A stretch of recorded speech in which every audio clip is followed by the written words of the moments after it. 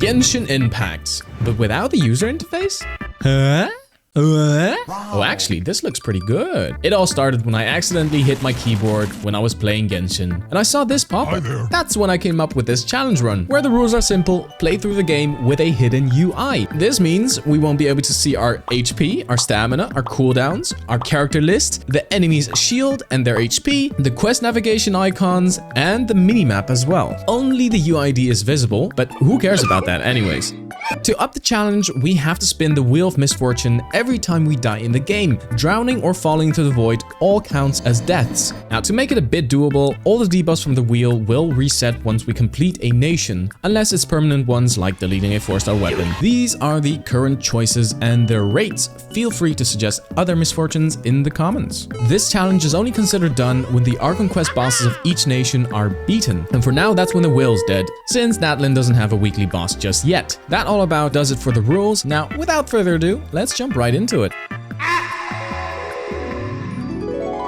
We first choose Aether as our traveler and proceed to name him Noi Challenge. I'm not bad at names, I'm just efficient. Thus, we begin our journey on Teyvat again, but this time by pressing / to hide the UI. Wow, now that's a whole world of a difference. Jokes aside, it really does look a lot cleaner. The downside is pretty clear once you start swimming though. You'll never know when you're close to drowning, so I simply choose to swim at the pace of a toddler. When in battle, you do still see damage numbers, so this will at least be a reliable way to gauge our health and enemies' health. We go on to continue our main quests, where we meet Amber. She joins our team and subsequently reminds us of the fact that we'll have to remember the character order and each member's cooldowns by memory. And on top of that, we also won't have a clear indicator for whenever an ultimate is ready, so that's gonna be another aspect of the challenge we have to play around with. I used about 10 minutes just wandering around and looking at mountains, so this is definitely not a speedrun or anything. If you want to try this challenge out yourself, I'd also just recommend going through it at your own pace. Otherwise, you'll really be missing out on what makes this fun. I mean, open your eyes, look at this. You can't tell me this doesn't look sick at all. I'm going off on a tangent. We Gatling gun our way through Dvalin without a health bar, by the way, and we finally get to the most exciting part, the wishing. Okay, here we go. Please. 4-star, okay. Please don't just be Noelle. Razor. It's like, oh, Shelly. Holy Jesus, we hit the jackpot. And Barbara, what is this? What is this temple? And Noelle as well. And another Shelly. What? Okay, this is way better than just one 5-star. And after that, our first real team was formed. We have Razor with a blood-tainted greatsword. From those pulls, we also got a constellation for Xiangling that can help deal a bit more damage. Our traveler is there for spreading pyro, and Babada has a thrilling tales to heal and boost our team's damage. Now, this was already a pretty decent team for the early game, and even though I needed to get used to having no UI, I could still breeze my way through the first 3 dungeons. But what I didn't expect after doing Lisa's dungeon was to receive a free 5-star standard character, since it was the 4-year anniversary of Genshin. I completely forgot it actually existed. Now, I immediately chose Tignari for this run because he's kind of got the highest damage potential thanks to the Dendro reactions just being completely busted, and plus he's also a bow character, so that makes playing him a lot easier and safer. There is, however, a huge caveat to using him in the early game. That'll come to haunt us later whenever we have to build him, but for now at least we can stick our heads into the sands and save that problem for the future. What we have to worry about now is leveling our adventure rank to 10 so we can actually progress the story. What I found to be the fastest way to level up is just following the adventurer's handbook, do the ley lines whenever you have the resin, then do the story and world quests once you've done all the easy stuff, and remember to open all the chests you find along the way. So let's cue the montage.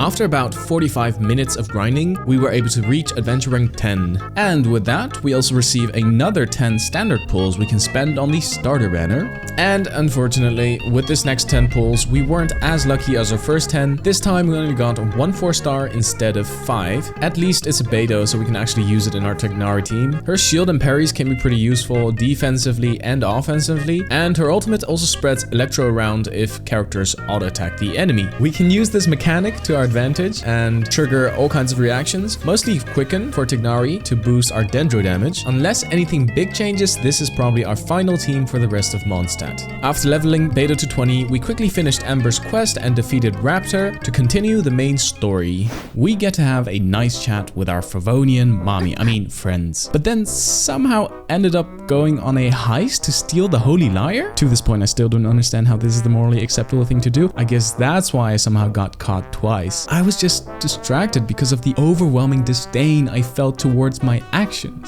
At last, the Sucrose knockoff got to it first, and we were forced to exercise the law against these criminals. This was one of our first mini boss fights in the main story. This was a good time to test out our team and also to test the waters on the difficulty of this challenge. During the fight, he did about 400 damage, which is about 1/8 of our total HP, so yeah, the fight itself wasn't that exciting, but it did show that our team was clearly capable. So after robbing the stolen lyre from the thieves, we continue our journey to rob Dvalin's tears from Hilichurls. It's only right to stay just and uphold the law of the land. I also went on a detour here to clear the 3 camps quests, just so I don't have to do it later. Also, did they secretly change this cryo challenge from version 1.0? I swear this feels a lot easier than whenever I first did this challenge on day 1.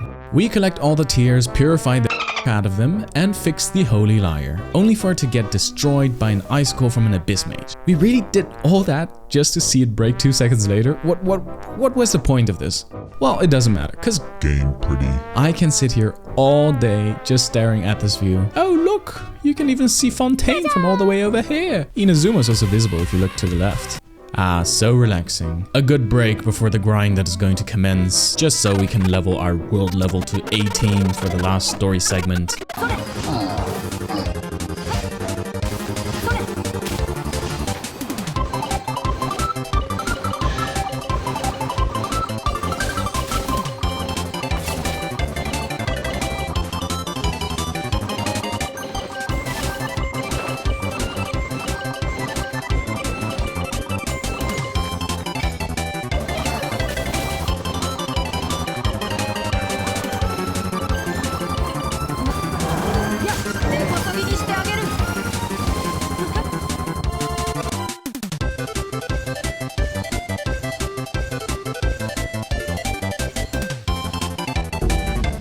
Chevreau.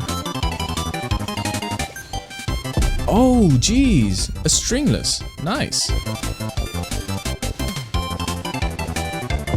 Yo, new constellation for Shanling. A 5-star. Ah, we got a Kaching though. We lost our 50-50, but it's still pretty early. That was like 10 pulls. I feel like this could be a team. We could go with a overload team as well with Kaching. Now, remember the problem I was shoving away not too long ago? It was inevitable that we were eventually going to face it. You see, we've unlocked the ability to level our characters to 40, and it was pretty easy to do for Barbara and Shanling. Even Beidou only required us to dip our toes into Liyue just for a bit so she can ascend. But for Tignari, it's a whole nother story. Not only do you have to go all the way to Sumeru for his flowers, you also have to go and beat a Dendro boss so we can get this 1 Dendro shard for his ascension. I was begging, crying, shitting my pants at the thought of how long this journey was gonna be. But my mama didn't raise a quitter, so I set off on a grueling 30 minutes cross-country hike to get to Sumeru.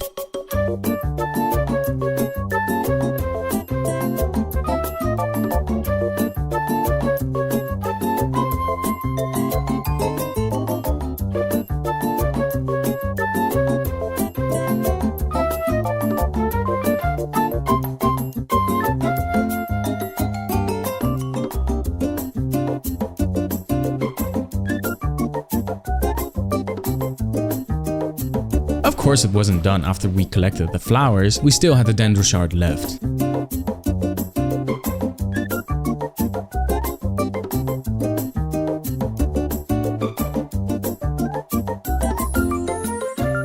It took about 10 minutes to get to the boss, but killing it took another 5 long minutes. Because it was resistant to Dendro, and not just by a bit, but by a whole 55%. At this point, I was this close to breaking something. Then I saw I didn't have enough money to level Tignari.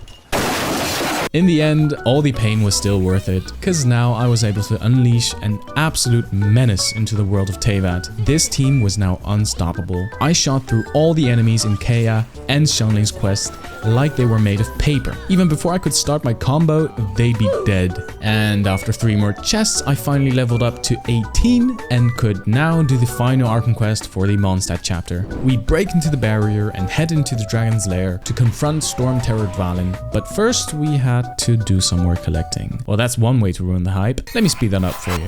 What I was saying was that we can finally confront Storm Terror Dvalin, and it was, well, see for yourself.